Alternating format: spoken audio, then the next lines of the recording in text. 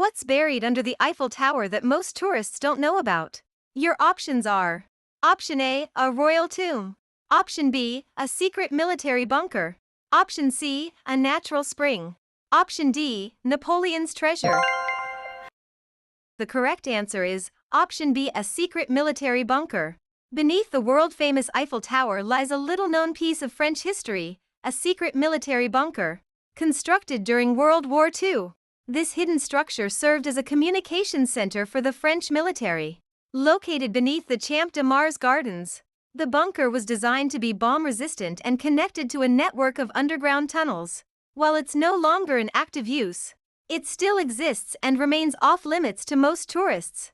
This surprising fact adds a mysterious and strategic layer to a landmark more commonly associated with love, lights, and tourism. It's a powerful reminder that even the most glamorous places can hide serious wartime secrets.